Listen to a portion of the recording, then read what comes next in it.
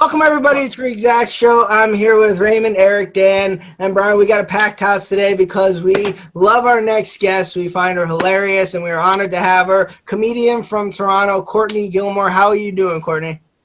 Hi, I'm so good. Thank you so much for having me. No, thank you for coming on.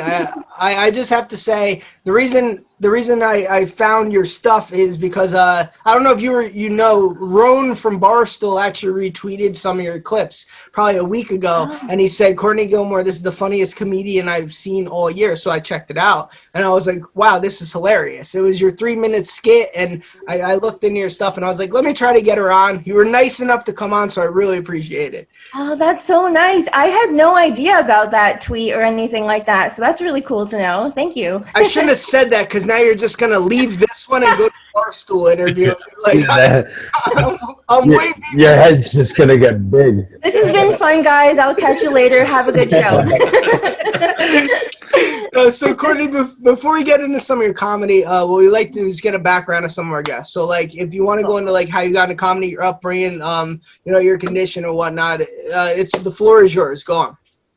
Sure. Yeah, I've been doing comedy for almost 10 years now in Canada, and I kind of just stumbled into it accidentally. I mean, if you said you've seen some of my clips, so you know, for anyone who's like, this is video too, right? People can watch this. Yeah. Okay. Yes. All right, so then I'm gonna do a couple of hand signals. I don't have hands, and it's like kind of hard to know by audio, but I obviously have stuff to joke about. That's pretty obvious, but like that doesn't necessarily make you a comedian. But you know, I just loved comedy growing up, and my parents have amazing senses of humor. You know, the way they raised me without hands, I was born like this, and so I was their first child with a disability, and so their sentiment about raising me was pretty much like, we don't know what the hell to do with you, so you tell us what you need, we'll try and give you what you need, we'll figure it out together, you know. So yeah, I've always had a good sense of humor, and then once I got into college, I just started checking out open mics, and one thing led to another. I moved to Toronto, and this is a very comedy dense city. It's very competitive here. And I know you guys are based in New York or New Jersey? New Jersey. Okay, Don't yeah. ever mistake us with New I'm so sorry. I apologize. If you want to, if you want to censor the word New York, like bleep No, it out. it's fine. But yeah, like New York is also a very competitive city, and Toronto is similar in big city vibes. So once I moved here, I was like, you know what, I want to do this full time, and yeah, everything else has just been snowballing since then. Now, how hard was it to get up there the first time? We always like I'm curious about that. I know he'll get into it. Brian up here does comedy, and like it's horrifying. I tried it once. I tried it twice. I bombed the second time. Never got back up. I never got back up. So Oh so like especially you with no hands. Like, were you worried like you wouldn't be perceived as well, or you just had confidence in it? no.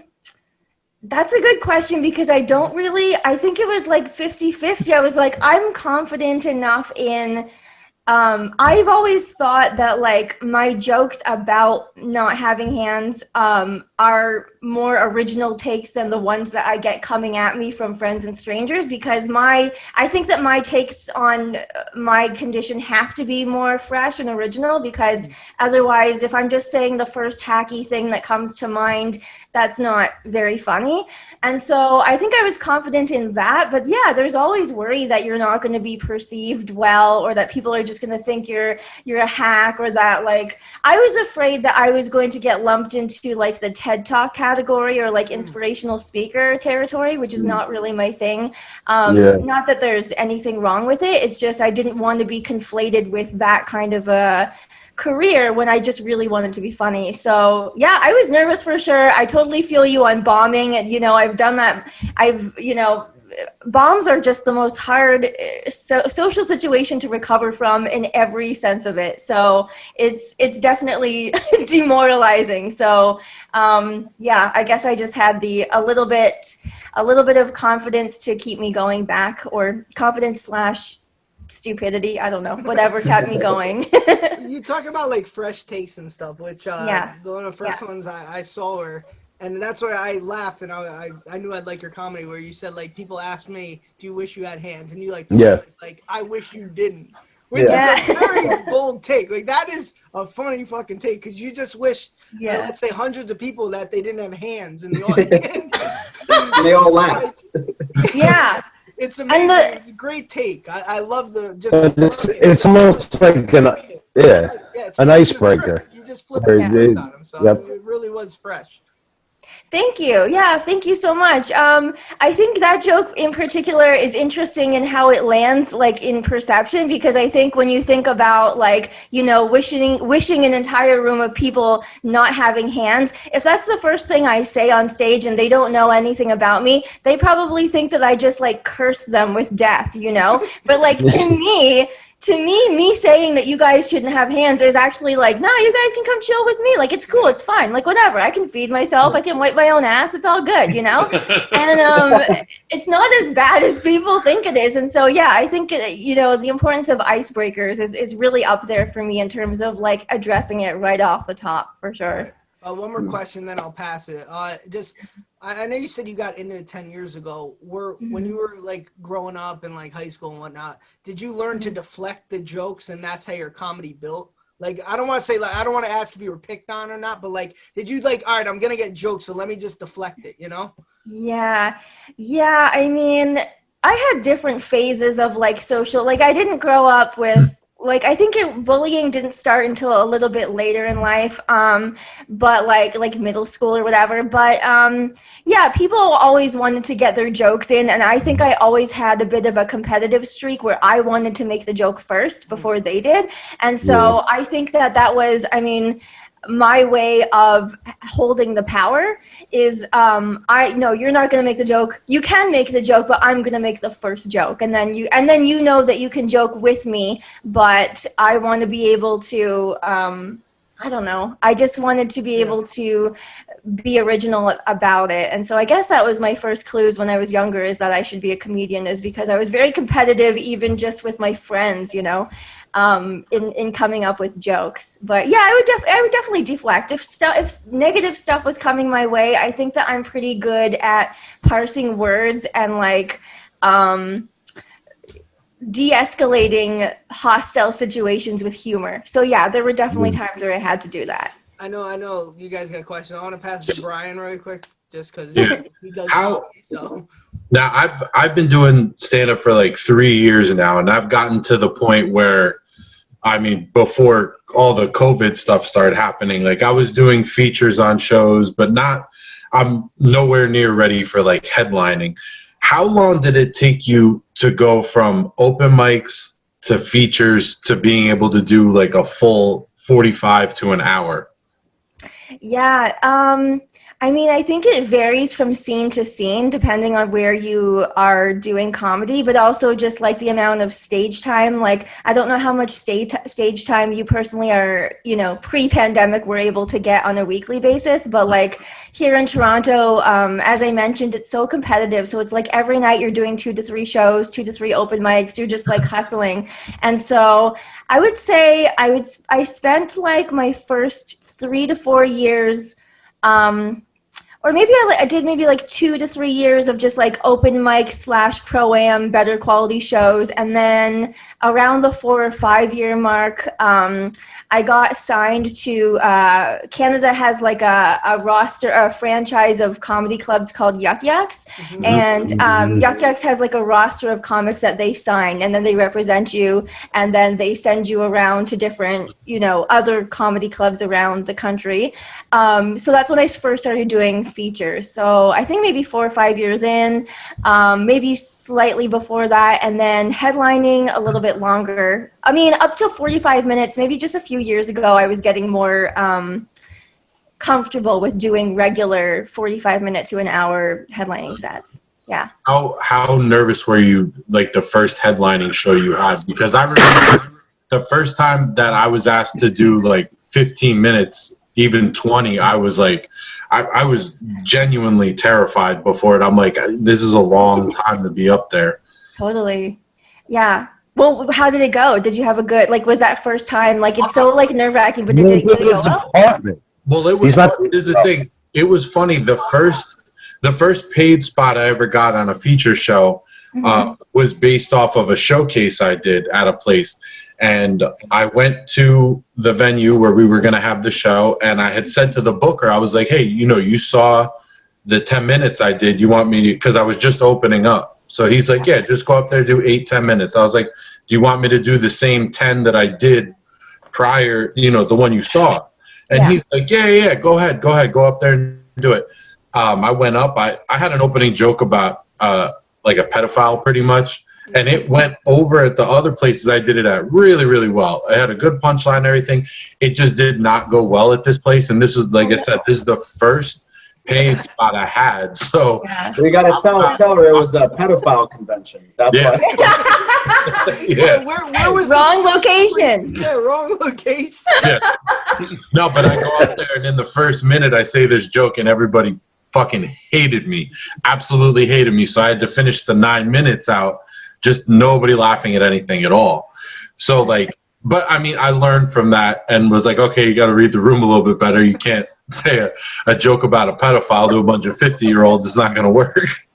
But I'm asking you, because I know that jump for me was very nerve-wracking. So was going from featuring to being a headliner, like kind of a big step, Absolutely. Yeah, it definitely was. It feels big. And I mean, 15 to 20 minutes is still a good chunk of time depending on the show. And especially if you're performing to a bunch of older people, 15 minutes can feel like 45 minutes so easily depending on the crowd. And if it's not going well or you have to recalibrate. So yeah, I totally get that. But yeah, I think the first headlining set was pretty nerve-wracking. My first official club setting headlining set at Yuck Yucks was a really packed Saturday night crowd, and it's known for being really hot on a Saturday night. It's packed and the crowds are pretty rowdy and drunk. I don't know about you, but I love rowdy crowds. The drunker the better for me. I just have so much fun with them. And but I was for sure nervous, but someone on staff came over to me literally 30 seconds before my set when I was already on pins and needles, so nervous, and he leaned over to me and he whispered, he was like, if you don't do well on a packed Saturday night in here, you might as well quit comedy. And I was like, shit. So that was really intense last words ringing in my ear to go up to. But you know what, though? I was glad that he said it because it gave me that last minute, incentive to, up my ante. And I was like, okay, I have to bring it. And then it went great. It went really, really good. Of course, not every set since then has been amazing. But, I was really happy to make that transition, feel nervous about it, but know that it still went well. So I was lucky on that front. What was, the joke that you would say, or, the punch that gave you that confidence to be like, oh, I could do this? So the joke that I do, so recently I've been kind of trying to not shy away from, but do more non-hands material now that I'm comfortable with being comfortable with audiences. I can feel a little bit more confident going into a local show and doing 10 minutes of non-hand material, and it's okay. But I did have to be really sharp with my first jokes about not having hands. And I think my favorite one, and one that's really special to me because it got the approval of a Canadian comedian named Mike McDonald, who has since passed away in recent years. And the joke is that I was born without hands, but I get tired of people asking me what happened. So just to mix it up a little bit, I like to tell them that I was an abortion survivor. Yeah. That's my favorite joke. I think it's just so silly and dark, and I just love telling it. You mentioned you have to do the non-hand ones, which Yeah. I love. Well, me and my wife watched your stuff a few days ago. One of my favorite jokes you have, because I can relate, is the banana one. Because I have brown bananas upstairs right now. Yes, and absolutely. If anyone hasn't heard it, she has a joke that when you get bananas, suddenly everyone turns into like, what is it, a pastry chef, a baker? Because we have to get rid of these. And it's like, she says somewhere, you say something, you didn't care about me when I was yellow, but all of a sudden, people go into it and say, all right, I have to make a banana bread. I have to make a banana muffin. Right now, I have brown bananas upstairs, and that is going to happen. So I love comedy that relates to me personally. No, I like my favorite one you did was when the cab driver before you got in like gasped and asked if you're all right, like it was still fresh. That one had me rolling because you could picture it. What's good about your comedy is like when you tell jokes and stuff, you can picture it. So you paint a picture in people's minds when you're telling the stories. That's what I've always felt defies a good comic is the storytelling of it. It's not just coming out and telling jokes, but in order to tell the story and bring that audience in where they can't wait to get to that punchline at the end. Yeah. It's like Dave Chappelle. He's very good. If it wasn't for comedy, what else do you see yourself doing as a profession? Like, is there anything else that you enjoy to do, but you choose comedy? Do you have a side hustle? Oh man, this is such a depressing question in the middle of a pandemic. Way to go, Eric. Well, I did start. I went to university for English literature and communication studies, and I do have a degree in that. In case things go to shit from there. But I did some writing. I was working for like advertising agencies for a while, just like doing product copywriting. So I guess I would be a writer. I think I'm still. As a comedian, we like to also dabble in all kinds of other comedy adjacent things. Like I would love to, I'm currently doing some TV writing in Canada, but I would like to extend my writing to other things. So I can see myself, if stand-up is a little bit in a dry spell, I can always go back to writing. So I think that would be something. Courtney, we know a few rappers who could use ghostwriters. You want to try to write some rap? Oh my God. I would love it. I would love that. So Courtney, you were talking about like how you like enjoy being around like the drunk crowd. Like, is there a difference? Because you've been in the States, you've been in Canada. Like, what's like your favorite like location, state, or place to go and like do your performances? Great question. I really Toronto is also, it's a place I know, and it's, I feel like I was like raised here comedically, but I really like Chicago. I like doing the Laugh Factory in Chicago. That's a really fun one. I've done a couple of really late night spots there, and they were rowdy then. So Chicago, I had a really great time. I had a surprisingly great time in Asheville, North Carolina last summer. That's a weird one. What location? Yeah. You mean the venue? Yeah. It was a big theater, and there, The Orange Peel? Sorry? Was it the Orange Peel? It's like a really it's like the only like theater there. Places. Yeah, awesome. it must have been that. It was a big theater. There was a literal car on stage for I don't know why. It was not explained at any point why there was a car on stage. But it was really fun, and I was scared to do. I've done shows in the States, but not in the South, and I was like, I don't know if Southerners are gonna like me. But it was fun. It was a really great time. I have to ask, Courtney, just really quick to base this on. Dan, how do you know about the Orange Peel? Because Sarah's sisters live down there, so I went down there a bunch of times. It's awesome. Good beer, good food and stuff. Yeah. It's pretty sweet. People just park on the stage, Yeah, exactly. Really great parking. Courtney, self-deprecating humor, like for me personally, I always think of people like Jim Norton and stuff who who are the comics? I'm just gonna throw some names out there. I love George Carlin. I think he's best comedian of all time. We're also big fans of Jeremy Hotz up again. Yeah.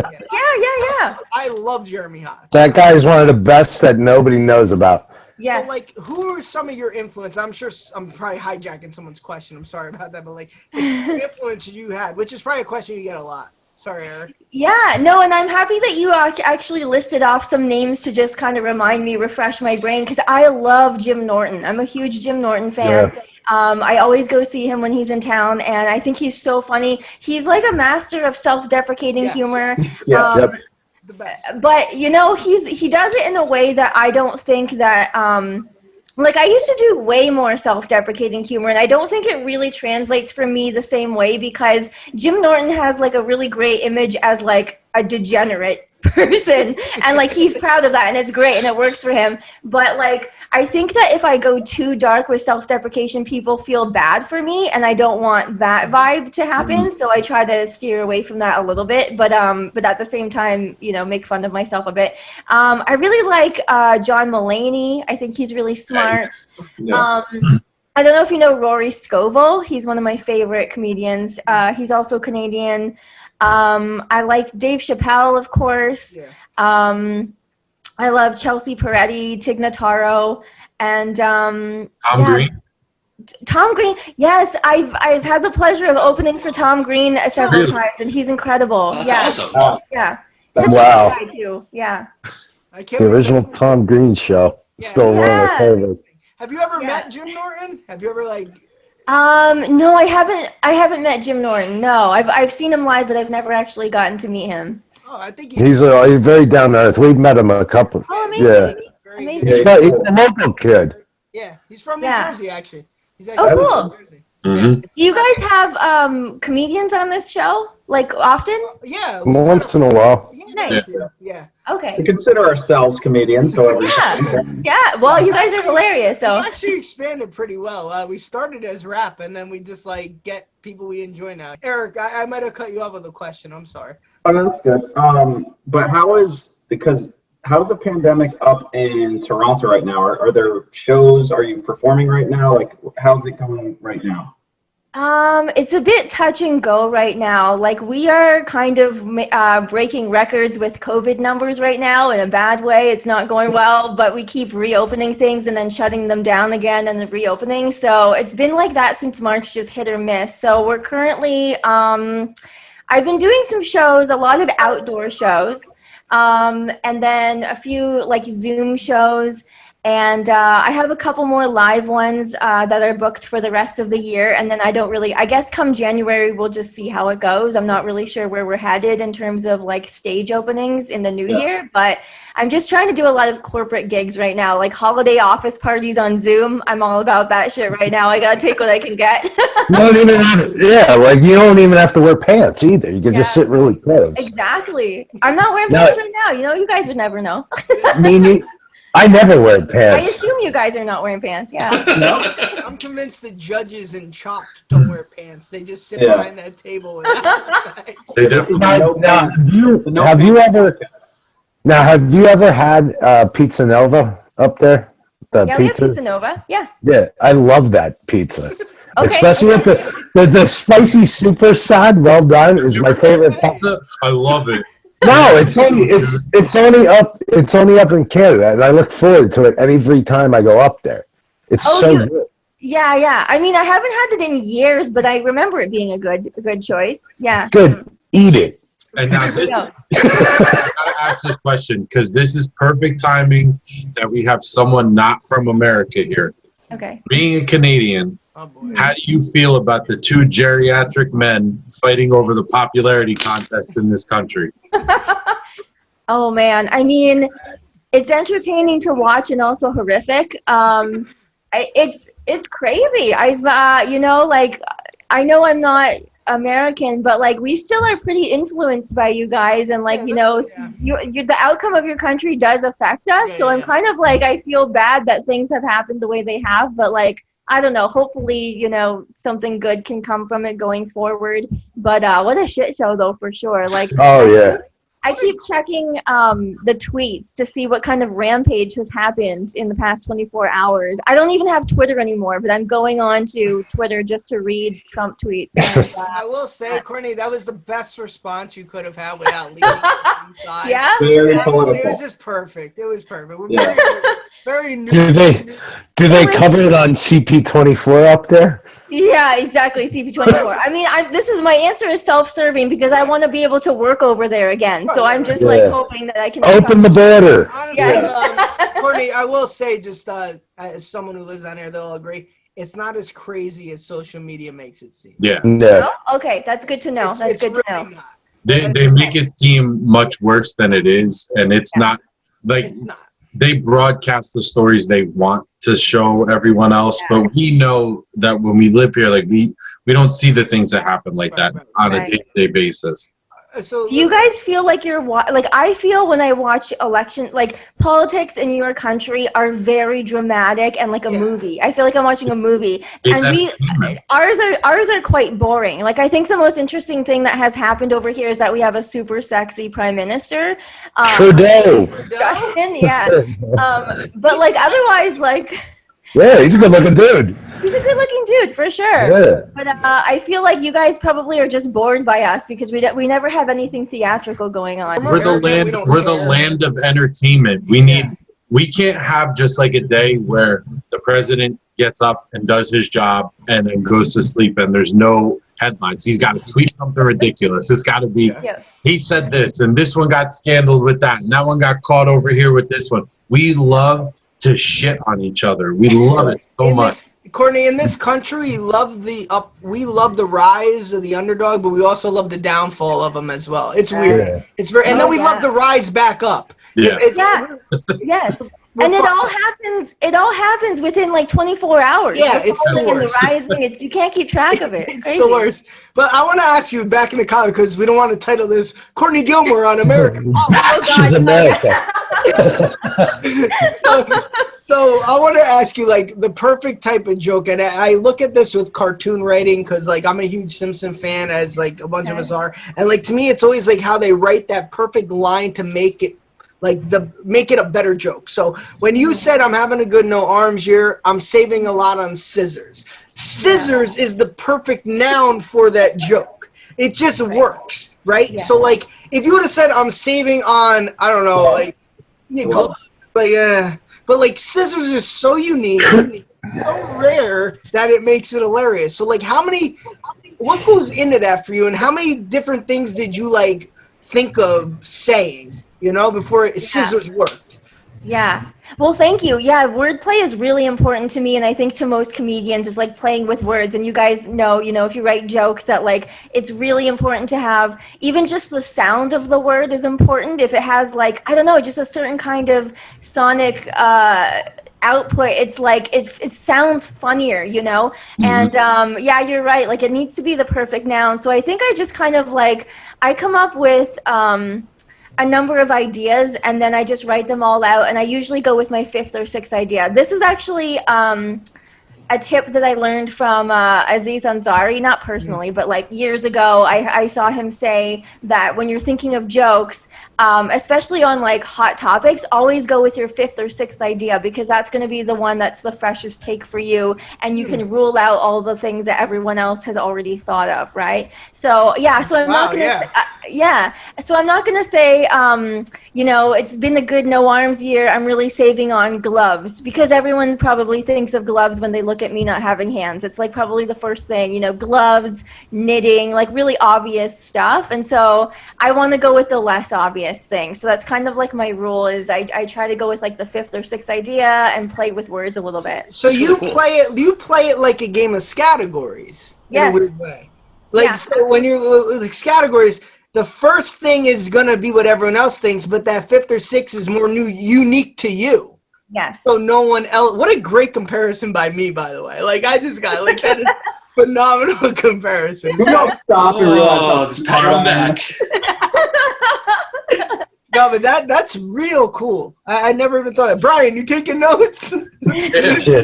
Categories. Categories, yeah. It's just a really good way of weeding out all the first things that the most common denominating factor is going to be. Jeez, that's great. Dan, go on. So like with like writing all like your jokes and stuff like that, like how what like gives you like the inspiration for them? Is it just like something that like a Seinfeld like just sees something, say something, or is it like more like storytelling, like Ray was saying? Because like you are an awesome storyteller. Is that like more of like your type of comedy? Thank you. Yeah, I guess so. I think you spend a couple of years, or at least I spent a couple of years trying to figure out what my jokes were, what the style and voice should be. Like that's kind of a hard thing to figure out. Yeah, I had to just play around with it. I do try. You're right. I think I do tend to gravitate towards more anecdotal storytelling things. I guess I get my inspiration just from observing, I don't know, The my own audience. things around me. I like getting mad. I like getting I'm not a very angry person in real life. Like, I don't get mad very easily, except I get mad over real petty shit, like things that don't matter at all. And I just think it's the funniest thing to be so angry about, like, just really dumb things like ice cream flavors, like disagreeing about food. Oh, I love a good food argument, you know? And so yeah, I guess I just draw from stuff like that. But when I first started out, like, I was trying all kinds of styles on me that weren't fitting. Like, I was trying to go like the Anthony Jeselnik route with like the one-liners and stuff, just because I like Anthony Jeselnik. But you know, it took me a while to realize that's not my style just because I like him. So yeah, I had to play around a bit, but I think storytelling and just kind of like casual conversational style is more my speed. So yeah. I'll say too, being a female comedian, it's tough to break a barrier because I think you guys get an unfair rap. Like, there's a lot that, like, oh, females aren't funny. I disagree with that wholeheartedly. I think a lot of, look at me, I'm so woke now. I disagree with Women that. are so much funnier. No, seriously, no. Like, it really is. Like, you have to step in. I feel like a lot of female comedians have to overstep another boundary. You know what I mean? Like, so, and you don't really adhere to what the stereotypical woman might talk about. It's a lot different, which I really enjoy. Yeah, thank you. I think that you're right that I mean, I'm personally influenced by people like Sarah Silverman, who I think I try to you know, my style is not really like hers, other than I think we are two people who enjoy presenting as, like, I think I present aesthetically as very feminine and very sweet. Like, I know I'm very soft-spoken, my voice sounds feminine, I present very girly, but then I can say some really, that gives me a hall pass to say really fucked up shit, you know? Because people don't expect it, and I kind of like that.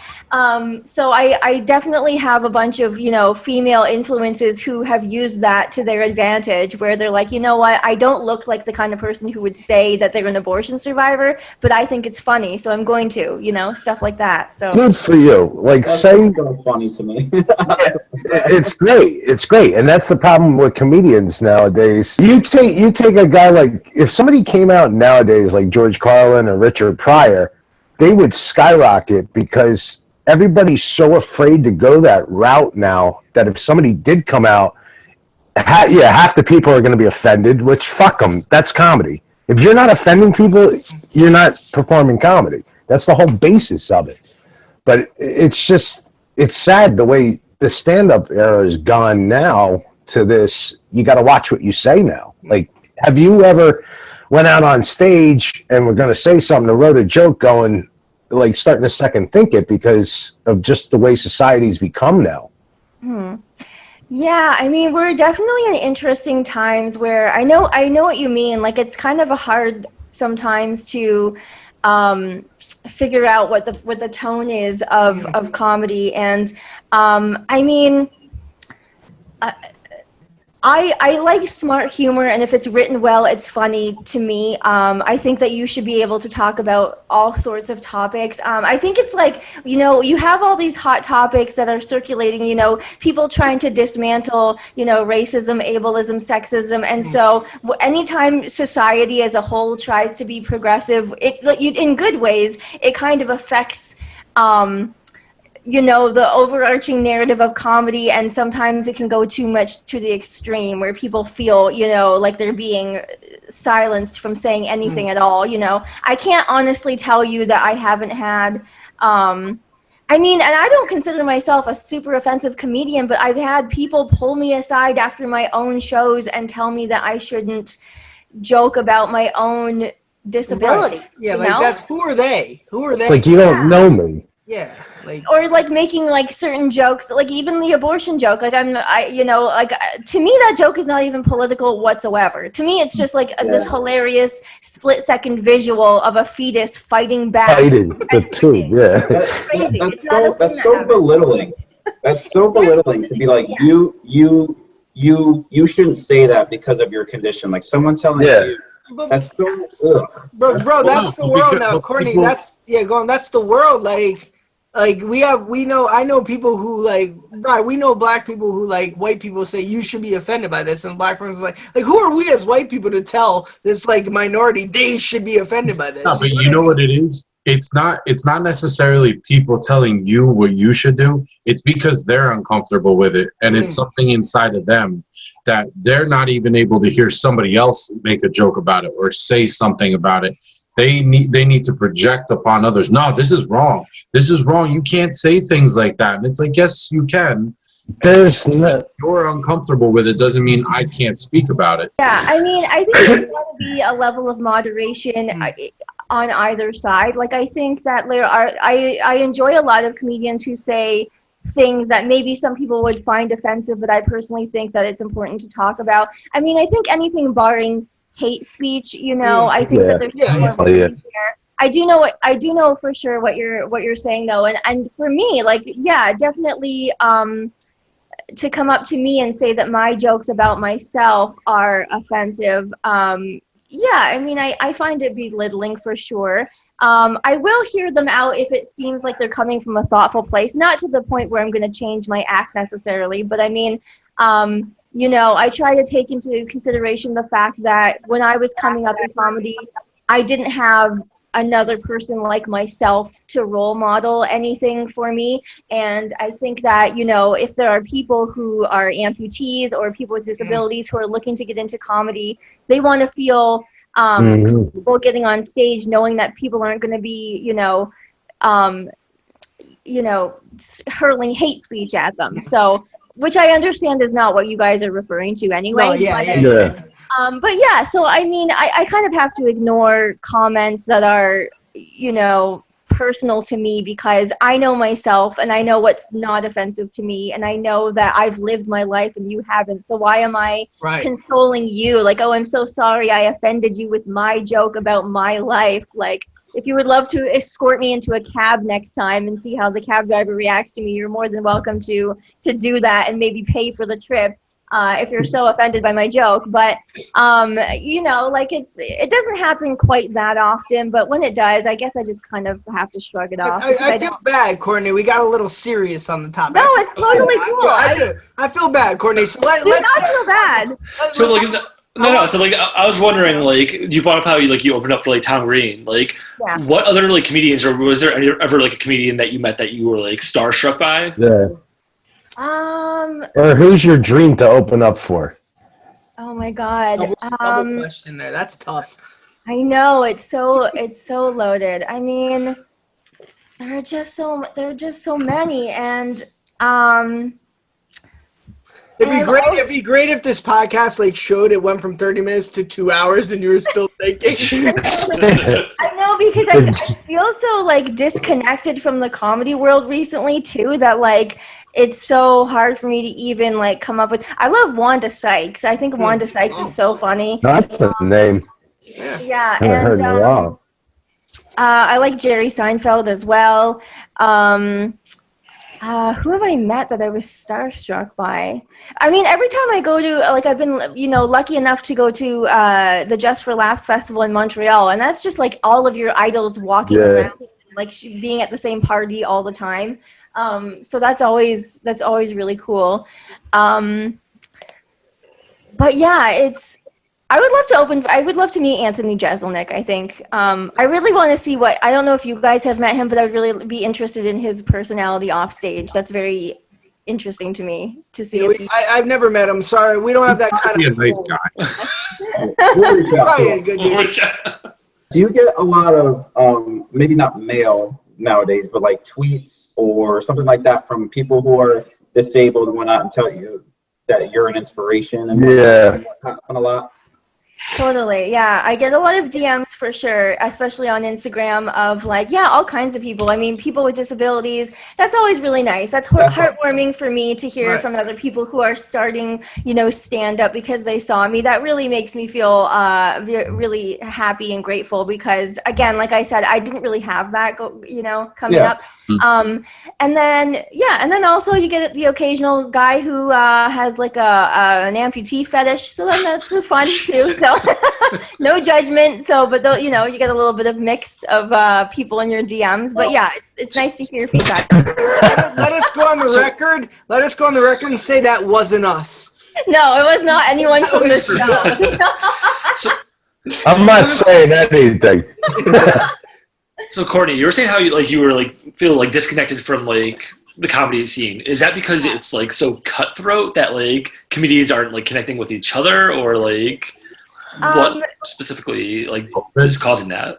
Yeah, no, I think I mostly mean just because of COVID, like the pandemic. Like I don't feel like I've been living my regular life the past 7-8 months. Like I feel like I've just been in this transitional in-between phase that I don't know when it will end. And so my comedy life feels completely different in this current state of affairs than it did before, where I'm out every night doing shows, traveling.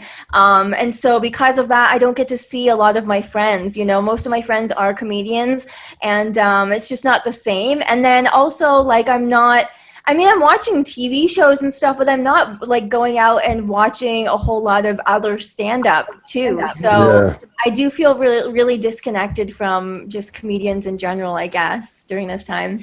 I have my question. Okay. Okay.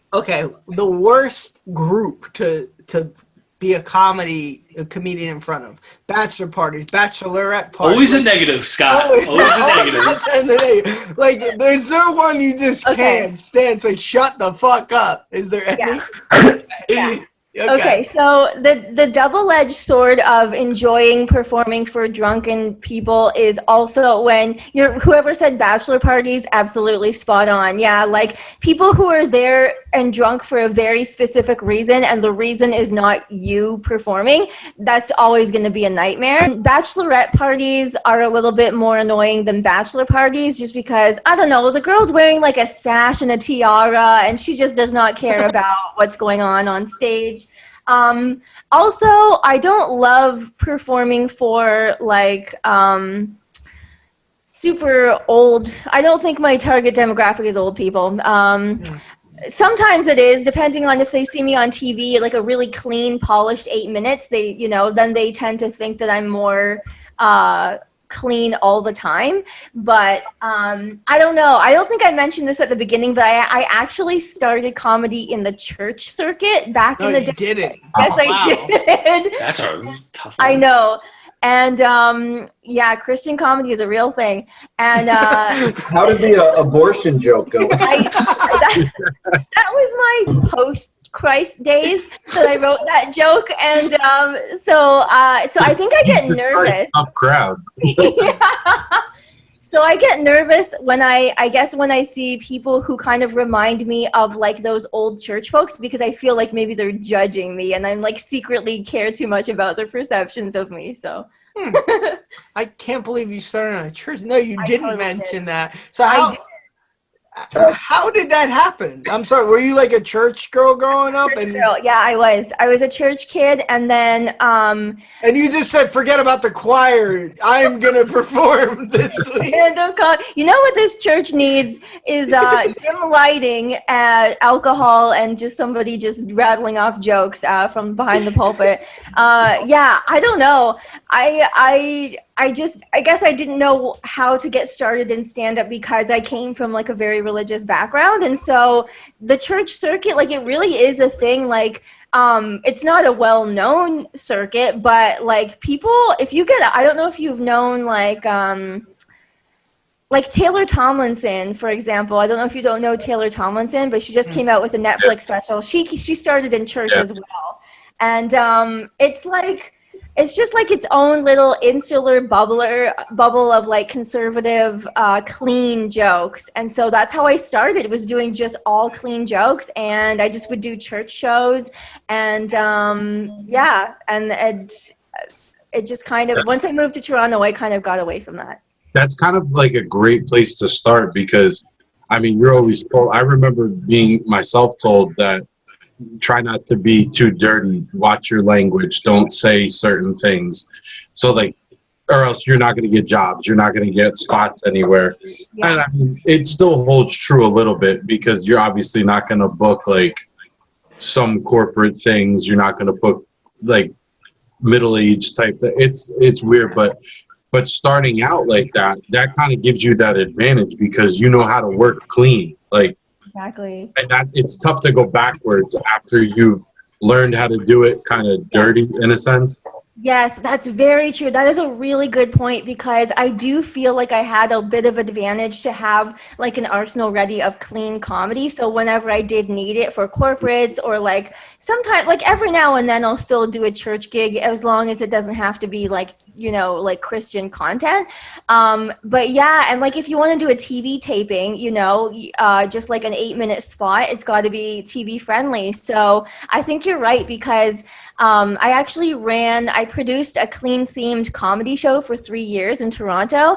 And it was hilarious because like comics who typically work dirty primarily or blue would want to come on the show because they were preparing for a showcase or for a corporate gig and they were scrambling because they just didn't have that material. And I'm all for dirty comedy. It was never like about like moral superiority or anything like that. It's just that like it really does come in handy to have like at least 5 to 10 minutes of clean comedy to just have in your back pocket. So yeah, that's something I got out of the church thing. You can make a living off that too. Like a guy like Jim Gaffigan is pretty Very clean, clean. and you know, and he's hilarious, you know. So it's all your personality. You know, it's authenticity. It's the same with music. Just be genuine. Like if you want to go out there and make rock music, just make sure that's what you want to do and it sounds like it's genuine, you know. So it's the same with comedy. If you go out there and try to be a dirty comic and that's just not your personality, you guys, I'm sure as a comedian, you could sniff through that bullshit within like a second, right? Yes, 100%. Is it easier to be like a dirty comic, like doing like shows in the States rather than in like Canada? Because like Canadians like are more like proper, like more like mild mannered than like us, I feel like. I feel like you might be surprised, like kind of maybe by and large. Get a little cultured. Yeah. No, They don't do in Canada. Get off the stage. Maybe it's just maybe it's just because I'm from like welcome back. Oh my gosh, hi puppy. Oh my gosh, who is this little guy or girl? Cannoli. Oh my gosh, that's I want to get Benny so bad now. Anyway. Yeah, we were talking about how Dan doesn't know how Canadians are assholes. Go on. No, yeah, I mean, don't give us too much credit. We can be assholes, absolutely. But we have a lot of dirty themed shows here too. I think it depends on the city and the area. I live in Toronto and that's more big city vibe, so I think people are more receptive to dirty comedy. But yeah, there are definitely parts of Canada where I'm like, no, I'm not going to do that. I've definitely done shows in New York and Chicago that like they were all about the dirty comedy too. So yeah, depends on location, I guess. That's awesome. We have a final segment, Courtney. We get to, if you guys have any questions. Good. Good. All right. So before we get to this segment, it's called Gun to Your Head. It's like a Would You Rather. Just plug your stuff. Where can we catch you at? You can find me on Instagram at Courtney J. Gilmour, and my website is CourtneyGilmour.com. Nice. And also, I can't believe you didn't know Roan from Barstool retweeted you. So that's awesome. I didn't know that. Thank you for telling me. That's really cool. It's fine. We'll never hear from you again after this, but it's fine. All right. So we do a Gun to Your Head segment. What we do here is we ask 2 questions each, okay?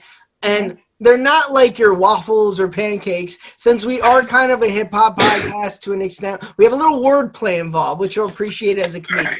So what we do is we ask 2 questions each. At the end, you have to pick a winner or your favorite question. And as men, we are very competitive about this. So there's a lot of pressure on you, okay? I have to pick a winner of... You do. Okay. Of the question, your favorite question. Yes, so, we do. I will give this to Dan first because he insulted Canadians. And I'm horrible at this. Okay. Go on, Dan. He hates this. Would you rather live in a maple tree or live on a maple syrup sea? Maple tree. Okay. Would you rather always be wearing a Canadian tuxedo or be dating Danny DeVito? Dating Danny DeVito. Easy. right, Dan. You thought Brian, you're up. He just rhymed Canadian tuxedo and Danny DeVito. Danny DeVito, yeah. I'm horrible at this. I hate this. We do it every week, and I do horrible. So bad. Okay. You don't know. Could be the winner. Back it up. All right. What's better, Tim Hortons or Horton Hears a Who?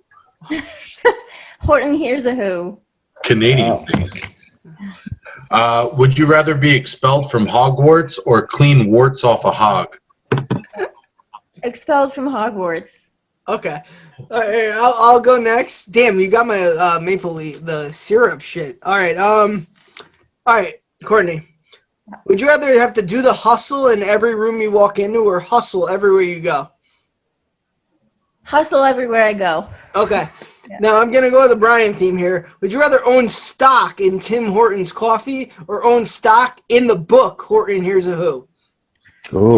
Tim Hortons coffee. You'd probably be a little more rich, right? Yeah, I would think so. Would you rather bomb every time you go on stage or be forced to disassemble a bomb? Oh my God. Whoa. They both feel like the same thing sometimes. Good one, I know. Forced to disassemble a bomb, I guess. Okay. Courtney, you got to pick a winner. You know what? I'm going to go for the Danny DeVito one. Yeah, wow. Yes. Number two. I secretly have a crush on Danny DeVito. Really? It's a good, I think, I love him. It's Always Sunny in Philadelphia. Yeah. Courtney, thank you very much for coming on. Really appreciate the comedy. I hope you enjoyed it. We really did. If you're ever here on the East Coast, let us know. We'll come see you. Absolutely. This was so much fun, guys. Thank you so much. It was an honor to be here.